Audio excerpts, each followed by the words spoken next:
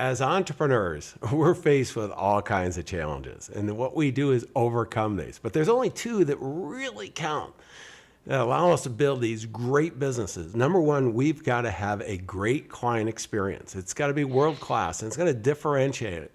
We have to nail that. And my experience is most of you that are watching this already have that. The second one, though, gives us a lot more challenges, and that's we've got to get a steady stream of people to raise their hand to explore working with us. And this is where we really can differentiate ourselves. Well, I got an opportunity for you. Our next guest is somebody who's helped me build a simple and elegant systemic process to attract the right pre-qualified, pre-endorsed clients. And he's going to share those 6 steps that have helped many businesses attract the right clients. I'm John Bowen. You are at aesnation.com, and stay tuned because we want you to serve those great new clients. Ordinary success? No way. You want amazing, remarkable, exceptional breakthroughs. Dig deep, think bold, drive hard, watch yourself soar beyond your dreams. aesnation.com.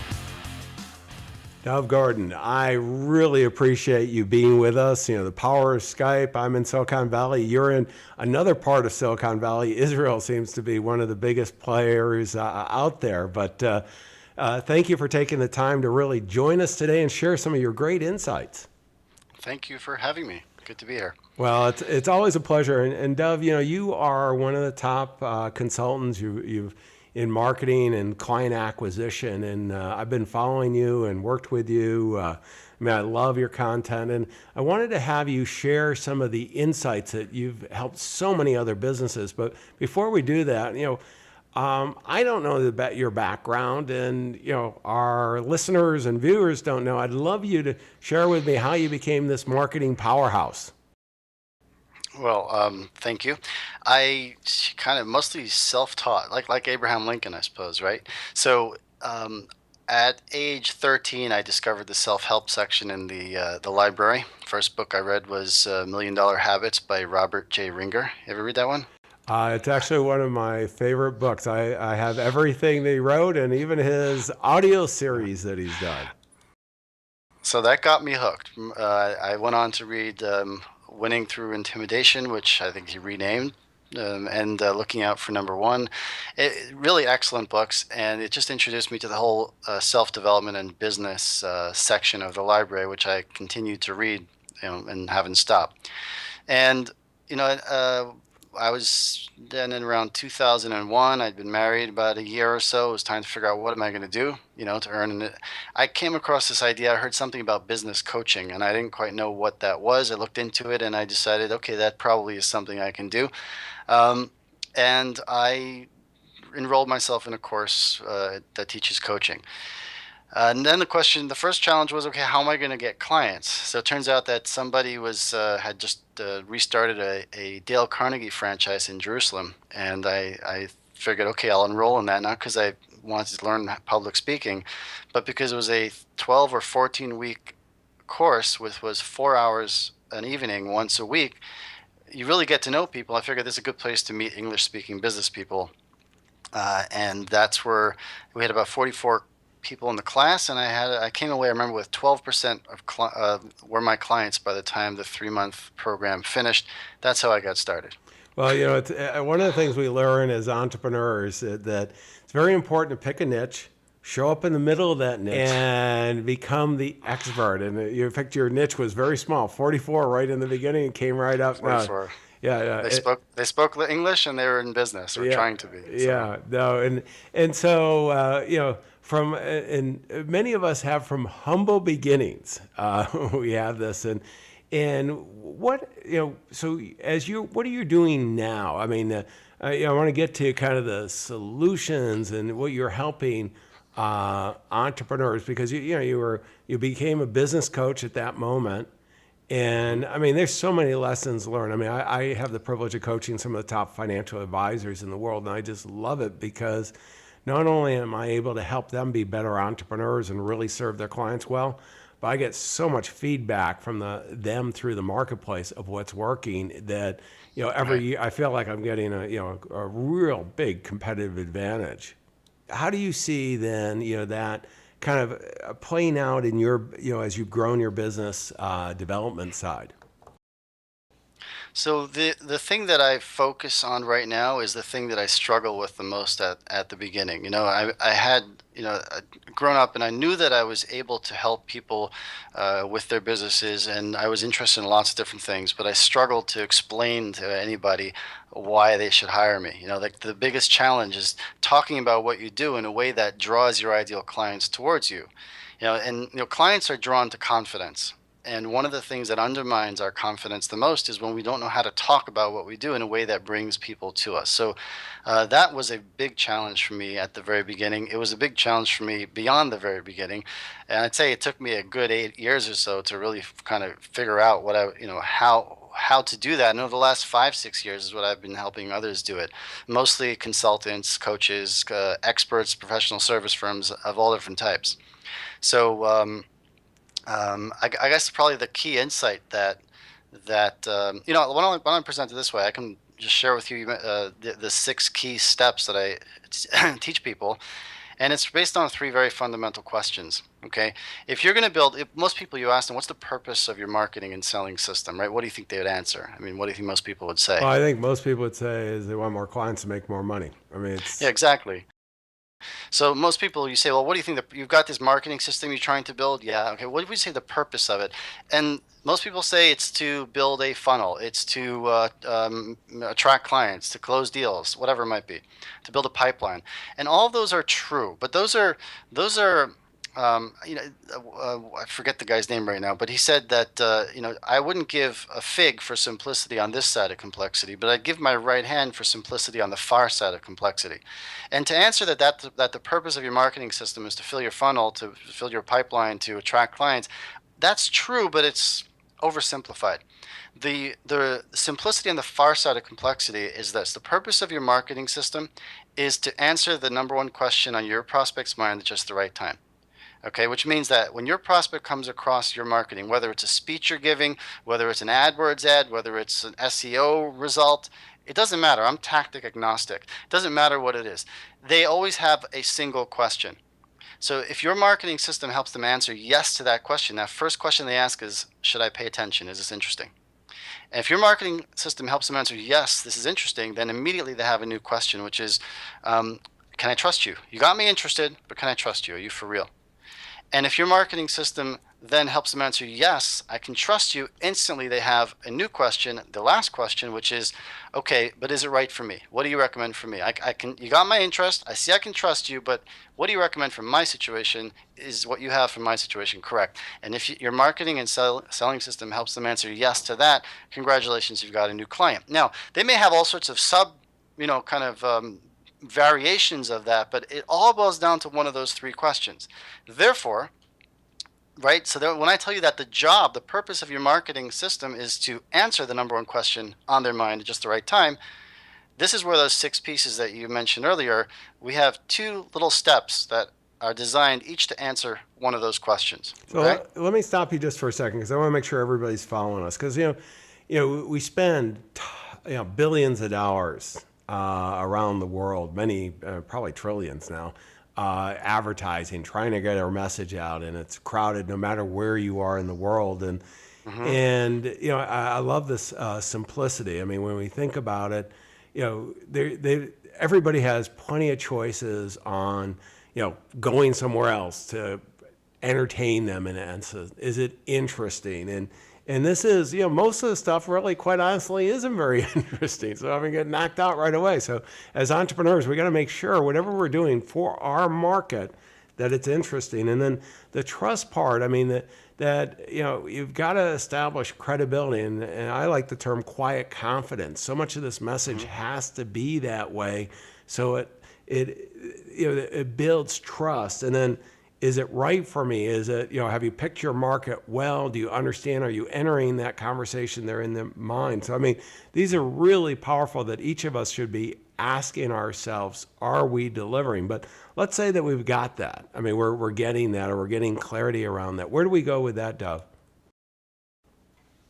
So the first thing we need to do is recognize that there's only if the first question they have when they come across your message, however you're putting it out, is should I pay attention? Is this interesting? It's good to realize that there are only two things anybody's interested in. Okay, the only two things that your ideal clients are interested in is a problem they have and don't want, and or a result they want and don't have. And what happens is that we tend to get clever. We tend to talk about what we do. We tend to talk about our methodology. We tend to talk in vague generalities.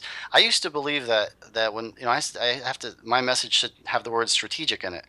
I dug up for this something that I put this together maybe a couple of years ago.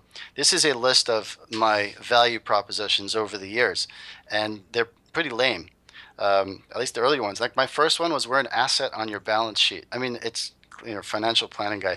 Yeah. It's clever, but it's completely meaningless. Like my ideal client would hear that and they'd have no idea And I'm going, that he okay, didn't. what? Yeah, I mean, what's the result? I mean, I don't want to hire a coach. I want the end Yeah, result coming from the coach. And the last yeah. thing, I'm thinking you're a liability on my balance sheet, but that's a whole different thing. Anyway, so the thing is, and I'll add another important point that is that these days there are so many distractions out there. There's so many distractions from what I call the marketing plumbers. And the marketing plumbers are the people who, like if you go and ask Joe the plumber, right? Hey Joe, you're a good plumber, right? Yeah. Could you build me a house? What's Joe the plumber going to say? Well, hopefully not, but for the right amount of money, he might make an effort type thing. Okay, right. But what he's probably going to say is, hey, John, I'm a plumber. You got to get yourself an architect who will design the plans and then a contractor to build the frame. And I'll come in, I'll give you the best plumbing in town, but I'm a plumber because Joe the plumber knows his place. He knows he's really good at what he's good at, but he doesn't try to be more than that. But when it comes to marketing, anybody who's good or thinks they're good at a tactic thinks that they're this wonderful architect. So the guy who likes Twitter thinks he's a Twitter expert, thinks everybody's got to be on Twitter tweeting. Same thing for the Facebook expert and the, LinkedIn and so on. And what happens is what we need to really understand is that every tactic could work and every tactic can fail. That's why I'm tactic agnostic. So the way I think about it is this. Like imagine, what we need, it's like a balloon, right? So if Bill has a blue balloon and Sally's got a red balloon and Bill leaves go of his blue balloon and it falls to the floor and pops, right? And then Sally leaves go of her red balloon and it starts to soar, drift up to the sky, and it looks beautiful against the occasional white cloud and the deep, deep blue sky. And you think, I don't want a balloon like Bill's, I want a balloon like Sally. So you go out and you buy the reddest, shiniest balloon you could find. And with great anticipation, you take a deep breath and you blow it up, you tie a knot, and of course it falls to the floor just like Bill's. And you're frustrated. I did the same thing as Sally. I didn't buy a blue balloon. I got a red balloon. And of course the answer is Sally's was filled with helium, but yours was filled with hot air. It's the same thing. Like, all tactics could work just like the balloon. It's what you put inside. And what you put inside is what we call marketing helium, which is the first step, a marketing and selling system that works when it's effective. And that is this. Right. If the only thing that, remember, their question is should I pay attention, is what you're talking about interesting to me. And if the only two things anybody's interested in is a problem they have and don't want, and a result you want and don't have, your marketing message must be talking about a very specific problem and or a very specific result. The result could be an outcome, an experience, and so on. I got an example that I like to use just to explain that point, because a lot of people think, well, I am talking about that, but it's almost never specific enough. Well, yeah, dive into it, because the more we can make this real. These are getting on the right side of complexity. That simple part is, Yeah, the early simple I always think is ignorance. We're getting, this was what works. So go for it, Dove.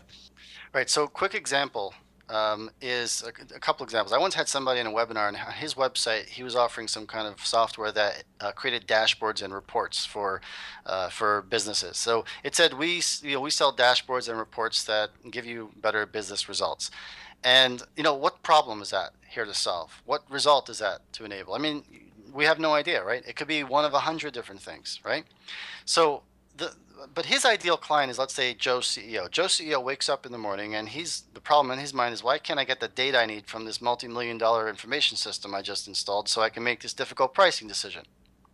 And Joe CEO could walk out his front door and we got two scenarios. There's a billboard. We can put a billboard right opposite his home. And we got two scenarios. The first scenario is the billboard says, we help you make with dashboards and reports to help you make better business decisions. He won't even notice it. He'll walk to his car, drive to the office. The second scenario is on that billboard. We say, we can help you get the data you need from that multi-million-dollar information system so you can make those difficult pricing decisions. He'll be on the phone with your office before his rear end hits the seat of his car, right? Now, that's perhaps an extreme example, but it illustrates the point that so many of us want to talk about everything we do.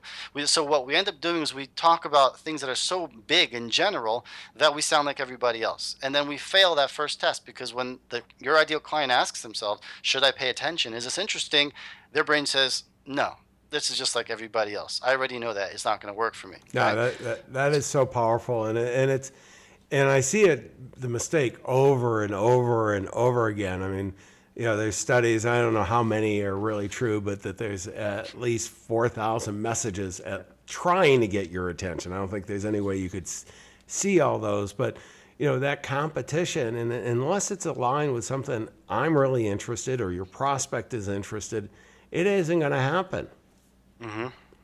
True. Well, let's walk down. So I want to make sure we get the 6 steps. So where are we here? Okay. The first thing is to make a list. I'll give people an action step. Make a list of the problems that you help solve and the results that you enable. Just make that list and be specific. Another quick example is a client who wanted to be a leadership consultant, and we made a list of what are the problems you help solve, results you enable. Because again, if you say, well, I'm a leadership consultant, it's like, okay, great. I know what you do. I understand. But even though she's really good, much better than everybody else, but it's not going to get through to her ideal client. One of the things on her list was that I can help with the problems you have, or something like this, from that employee who's too valuable to fire, right? So everybody's got an employee who's too valuable to fire, I imagine, right? Even if it's a really small business. So everyone's got that. So she started talking about how to negotiate, how to work with that employee who's too valuable to fire. And suddenly she sounded different from everybody else. What was she doing? She was doing leadership consulting, right? Organizational development. Same type of thing. Make a list of specifics. The second step is now craft into a simple, compelling message.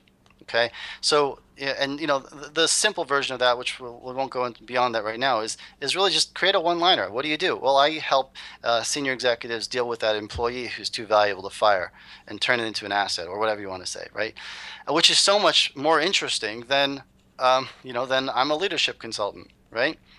So if you do those two things, if you gain deep insight into your ideal client, and you can talk about the problem they have and don't want, result they want, don't have, whatever tactic you're going to use, any AdWords, public speaking, your client asks that question, should I pay attention? Is this interesting? Their brain's going to answer yes. And then instantly they have a new question, which is, okay, you got me interested, but can I trust you? Are you for real?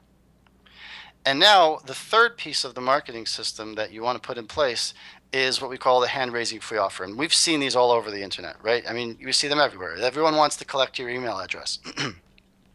The problem is that many of them never get email addresses, and that those who do fail to actually get anyone to reach out to them to follow up for something, paid, right?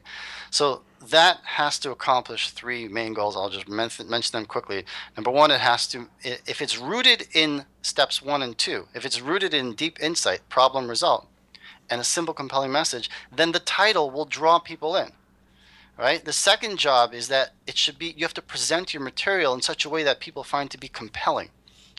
So, someone sent me something today asking if I thought this was interesting. And I think it's a fantastic example of a hand-raising free offer that is not going to get anybody going any further, because it's like 5 strategies to grow your business and get more clients. I'm looking at it, and I hope I'm not embarrassing anybody, but so there actually includes 6 steps, but they're so generic and meaningless that you can read, you don't gain anything from it. So the first one is get clear on your path. Clarity is power, right? Second one is set up systems and processes. These are really short, a paragraph or 2 each.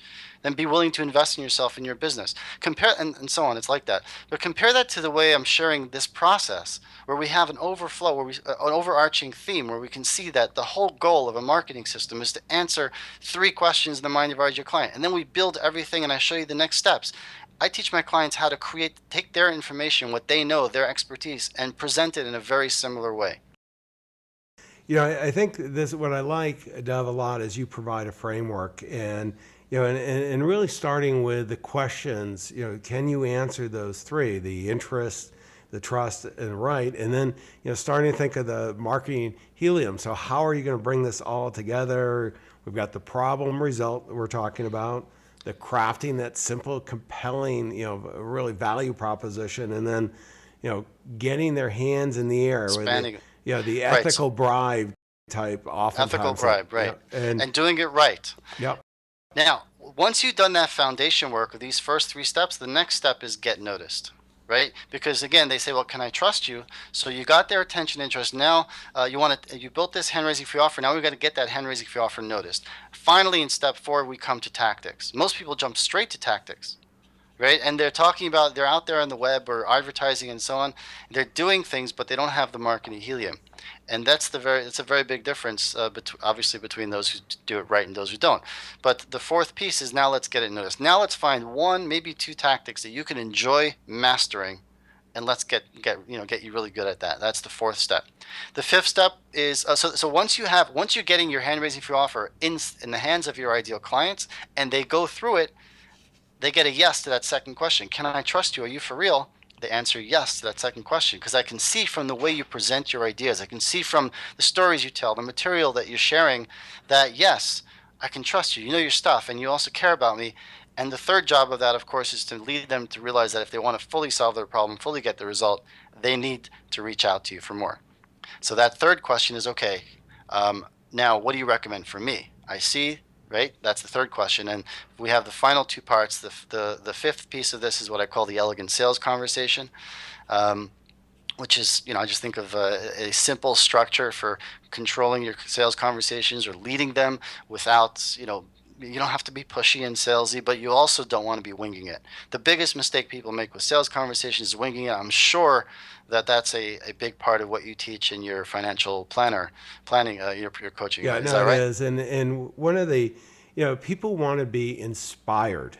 They want to be led. You have to have that quiet confidence. You have to understand your clients. You've got to be able to add value, share with them how you can do that compelling value proposition. But one of the things that I see so often is people want to, show up and, just kind of, they're going to be smart, and they have a pad of paper and try to make it up along the way. Doesn't and, work. No, we have literally in our program, we have 61 questions we teach the advisors. It's step by step. It's all outlined. And these, many of the advisors in our coaching program are netting already when they come to us over $1 million. I mean, these are some of the most successful people, but they recognize that they were unconsciously competent. They're really talented, but they're capable of a lot more, and they can do better jobs for their clients by having really thoughtful approaches to, we call it discovery, but having that elegant beginning of the consultative process. It all boils I really think that's the difference between people who really do well and those who don't. It's the whether you're winging it and thinking that those who are doing so much better than you must be smarter, more talented, or so on, or those who are going to say, okay, there must be a process for this. I'm going to go and find somebody who can teach me a process, so I don't have to reinvent the wheel. And those who are really doing much better, they're not smarter than us, they're not more talented. They've just either learned or developed a process, and they're great. Having systems in place. I mean, this is, as entrepreneurs, I started, these 2 things that we have to have really going for us. Number 1 is we've got to have that client experience, and that should be extremely systemic. I mean, you should have every part so we don't leave anything to chance. And then, as Dov and I are talking about, getting people to raise their hand and then starting that conversation, this is critical. I mean, this is the lifeblood of growing the business and serving new clients well. And so many leave it to chance. I always like the term, being successful on purpose, and simple and elegant. And this is what builds great qualities of life for entrepreneurs, because you're doing it and you don't have to worry about it. You can staff it up, you can scale it up. I mean, it's amazing. But if you make it up each time, you leave so much to chance. And that's I found that was one of the 2 things that made the biggest difference for me, is understanding how to get the attention and interest of your ideal clients by focusing on a specific problem result, and learning how to master the elegant sales conversation, which is the 5th part of this. So again, when the person is thinking to themselves, okay, but what do you recommend for me? That's the 5th part.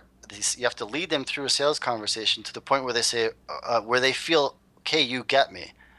right? And then Yeah. they're ready to hear a recommendation, because Yeah. people only want to hear what you think once they feel you understand me, right? Yeah. It's like, none of us are open to advice or influence from someone who we feel doesn't get us.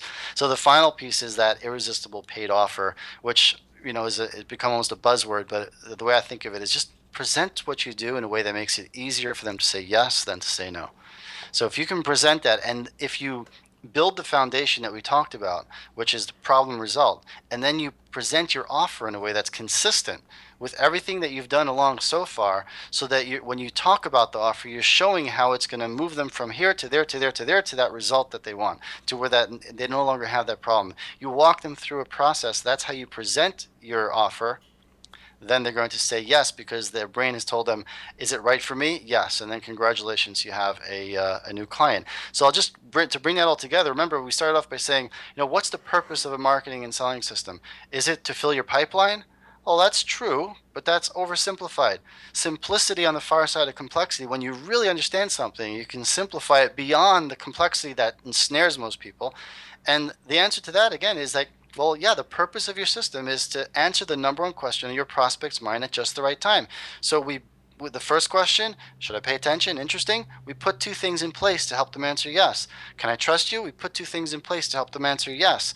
Is it right for me? Put two things in place to help them answer yes. And each of these has their own subsystems and sub-processes so that you can master the skills. No, it is. I mean, this is one of the things for all the entrepreneurs that are on AES Nation, whether you're watching this or viewing this, or listening to it. Yeah, you can view, but you probably should watch it a couple of times. And go to aesnation.com. We'll have the transcript there. We'll have all the show notes. But this is so important. This simple and elegant, that having that whole process where making someone aware, taking them all the way through. The classic sales funnel that we're talking about, but it's not. Just so often the sales funnels leave out so much. And what I loved of is you've raised the issues so we can think about it and we can examine our business, because many of us have pretty successful businesses, but boy, we're the ability to grow exponentially today with today's technology, with all the tools and tactics that are available to us. Boy, if we get the messaging right and we really answer those questions and can deliver it on scale, boy, it could take off like crazy.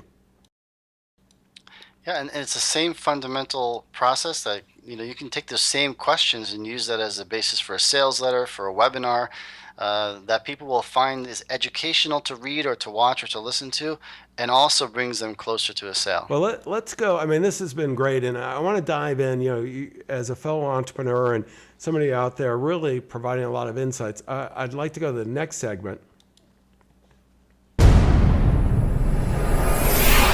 And this is the book of the day. And for your fellow entrepreneurs, what would be one of the books that you would recommend that they read? So I'm going to suggest two things from two different genres. One is a lot of people have been talking about lately, but it's excellent. That is Ryan Holiday's The Obstacle is the Way. I think that should be required reading in every high school. Well, I'm going to pull it up on Amazon here. It is a great book, and Kindle only $3.99. So, I mean, it's unbelievably inexpensive. I have it in audiobook, I have it in physical book, and I have it in Kindle. So I'm covered. But it's an excellent book, should be required reading. And I'll throw in something else which I really enjoyed, which is just I enjoy reading presidential biographies. And the trilogy, the three-part biography of Theodore Roosevelt by Edmund Morris is outstanding. I mean, Theodore Roosevelt was a fascinating person, and you learn a lot about leadership from him. I mean, he's just an exceptional person. And so I highly recommend that. And Edmund Morris is a fantastic biographer. And in leadership and reading these kind of books, I mean, just that we need to get outside of our businesses sometime and see how somebody that's inspired the world, how they did it, and there's all kinds of lessons learned. Let me go to the next segment here, and what I'd like you to do, hang on,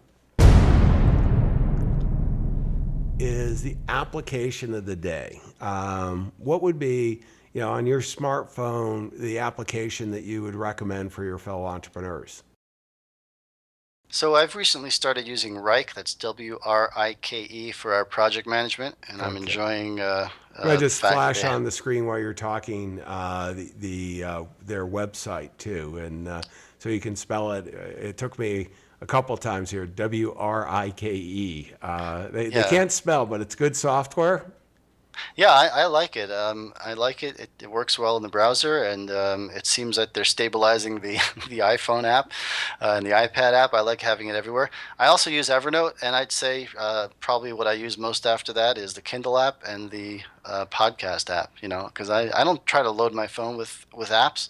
So, but those are the ones that I use most. Well, they're all ones. I did use Evernote. I now switched because I'm a Microsoft guy. I use OneNote, but they're, Okay. however you do it, they're great tools. And Hmm. yeah, we're on a podcast, but I love podcasts. Whenever I'm That's exercising or right. driving alone, I love playing those. And there's just so many insights. And hopefully you're getting the whole series of AES Nation I'll download. just I'll Go just ahead. say that I everyone listening to this, if I'd recommend, I've listened to the one you did with Rick Sapio and some of the others, but specifically that one, I think people should go and listen to that. I think he was very impressive and very well worth it. So I'll throw that out. It was a great interview, and I mean, there are. I feel very privileged doing these podcasts because I've got so many talented individuals like yourself, Dove, that are willing to share, and that's what we're doing. Is we're creating a virtual mastermind, and that kind of leads me to the next segment, which is resources. And I'd like to, matter of fact, why don't I pull up your website here?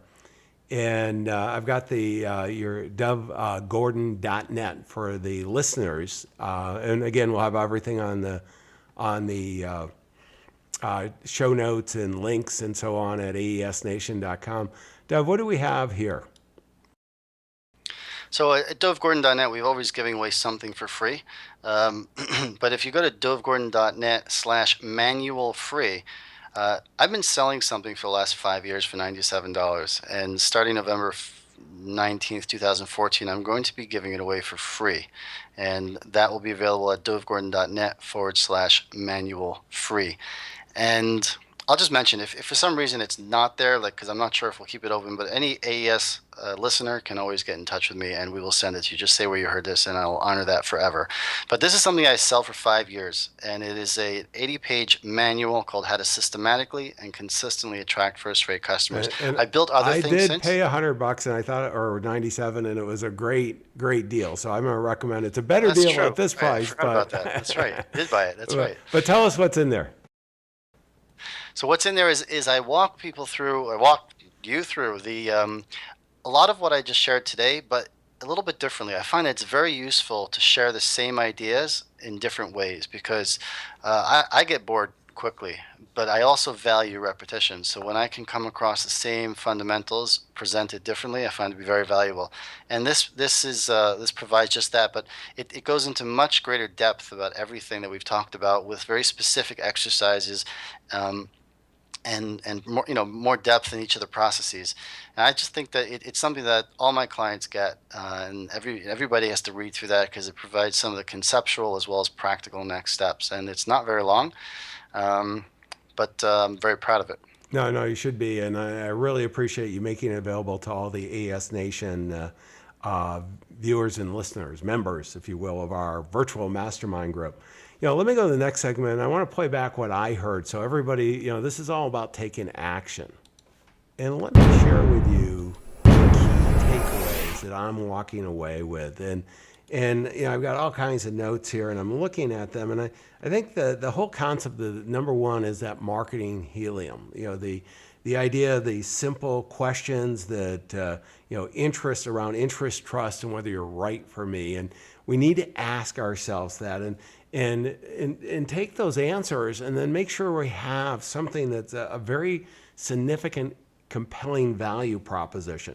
In addition to that, I'm really walking away from is, you and I are very much in agreement on systemic. So often we're working so hard, we're making things complicated, they're one-off. Hmm. And to the extent that we can go ahead and just have it simple and elegant, one process, everybody goes through, all the clients for the offer that we have, and it just makes it easier not only on yourself, the marketplace, everyone, and you can test so well. And then, and the last part, I think that, you know, it really jumps out to me is that to really understand how important having an elegant sales conversation is. So often, particularly as we're going into higher price elements, I mean, we've got caught up with this internet stuff that, you know, we think we can just say something and somebody clicks on it and magic happens. And we've got to provide this track so that, you know, we're entering the prospective clients what they're already thinking about, and we're answering the questions that you have, Dov. But that then, you know, to me, marketing is all about starting a conversation to explore whether we're the right ones to help them solve their problem or get them the result that they wanted.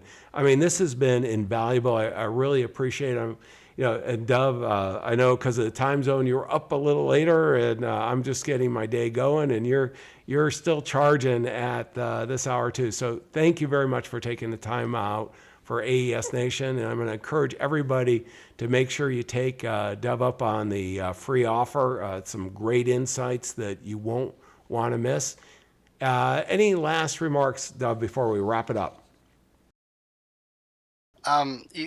Something you just mentioned reminds me of a conversation I had earlier today with somebody who's, a friend who's done $14 million in sales of his information product over the last 7 or 8 years.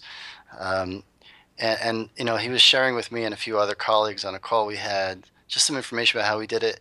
And I said, okay, you make it sound so simple. I said, where do people get stuck? And he said, they get stuck in just, asking this question, like, or saying this. I'll need more context, but it was so easy. It was so simple. It's that it's exactly what you're saying a minute ago. We really tend to overcomplicate what really could be simple. And I think that rather than always looking for more information and another idea, as I read and so on, but we have to identify a few things, like what I think of as the critical 10% that makes you look brilliant 90% of the time. And when you come across a simple process that makes sense to you, study it, learn it, master it, implement it until you really own it, until you've mastered it, all parts of it, and then you can move on to the next Yeah, but thing. be good at one thing, and you know, by having this, you know, getting more people raising their hand, having a great, simple, and elegant process, you're going to really do a great job of serving future clients, and they're all counting on you. So don't let them down. We wish you the best of success. Exceptional, remarkable breakthroughs. AESNation.com.